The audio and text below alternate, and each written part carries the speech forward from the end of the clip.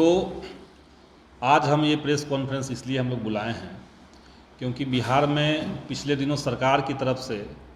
जो विद्यालय अध्यापक नियुक्ति नियमावली आई है 2023, उसमें पूर्व के नियोजित शिक्षकों के लिए राज्यकर्मी का दर्जा देने के लिए जो शर्त सरकार ने लगाया हुआ है कि उनको आयोग की तरफ से एक परीक्षा आयोजित की जाएगी और उसमें उत्तीर्ण होना पड़ेगा, उसका हम लोगों ने विरोध किया। 15 अप्रैल को इसी जगह पर बिहार के तमाम शिक्षक संगठनों के जो ऑफिस बियरर्स हैं उनके साथ एक बैठक हुई और उस बैठक में हम लोगों ने बिहार शिक्षक संघर्ष मोर्चा गठित किया। उसके बाद कई जगहों पर उसके खिलाफ आवाज़ उठाई गई और बिहार शिक्षक संघर्ष मोर्चा की तरफ से अपनी मांग को लेकर के बिहार के माननीय मुख्यमंत्री से हमने मुलाकात की। 23 तारीख को मुख्यमंत्री से हम लोग मिले और हमने उनको इस बात का ज्ञापन सौंपा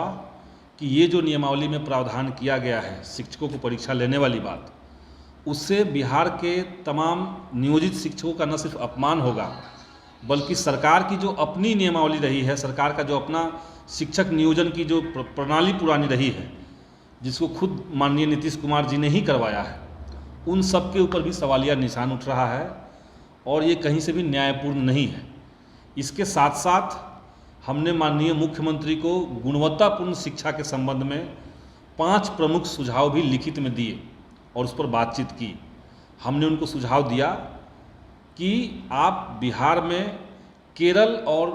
दिल्ली के मॉडल पर टीचर्स का लगातार ट्रेनिंग कराइए और उनके अंदर का जो स्किल है उसको डेवलप करवाइए। एक तो आप ये कर सकते हैं। सरकार का जो जांच तंत्र है, जो स्कूलों में जाकर के जांच करता है, उसको भ्रष्टाचार मुक्त करवाइए और उसमें पारदर्शिता लाइए। इसके अलावा भी कई तरह के सुझाव हमने दिए। इसके बाद हमने साफ साफ उनको ये भी कहा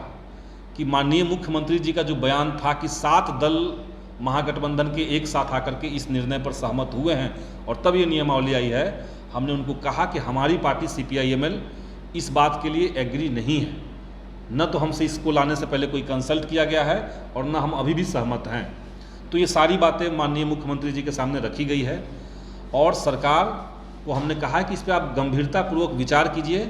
क्योंकि बिहार के 4 लाख नियोजित शिक्षक एक साथ इसके खिलाफ में हैं।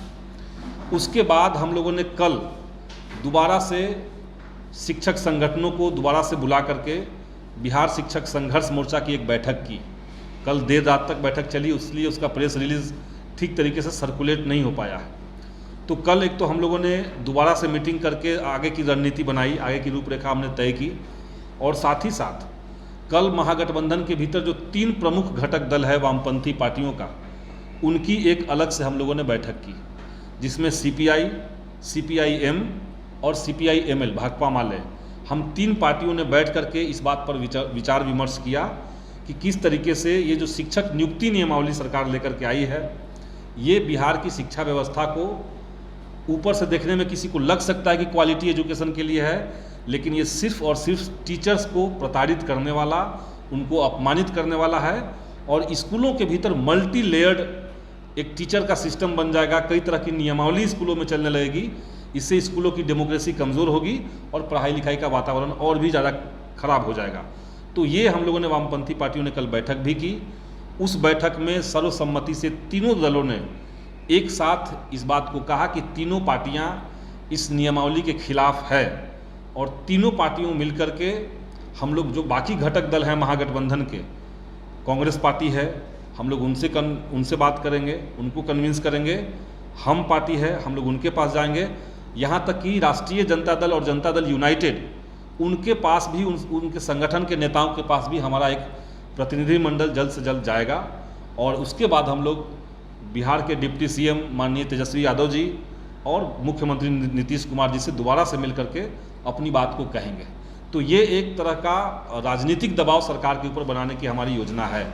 इसके साथ साथ हम लोगों ने कुछ आंदोलन की पहलकदमियों को भी सुनिश्चित कल किया है। जैसे 1 मई को मजदूर दिवस के दिन समूचे बिहार के शिक्षकों को आह्वान किया गया है कि वो मजदूर दिवस सेलिब्रेट करें, उसको मनाएं, क्योंकि शिक्षक भी एक तरह का समाज के अंदर एक मजदूर के रूप में काम कर रहा है। तो एक संकल्प सभा हम लोगों ने आयोजित करने को कहा है। सभी जगह पे एक संकल्प सभा का आयोजन होगा और उसके साथ साथ आने वाले 5 तारीख को हम लोग पटना में एक शिक्षक सम्मेलन संभवतः IMA हॉल में हम लोग करेंगे और उसके बाद हम लोग बड़े पैमाने पर अभियान को हर शिक्षक में, हर स्कूल में ले जा करके सरकार को हर हाल में ये जो शिक्षा विरोधी जो नियमावली है उसमें संशोधन करके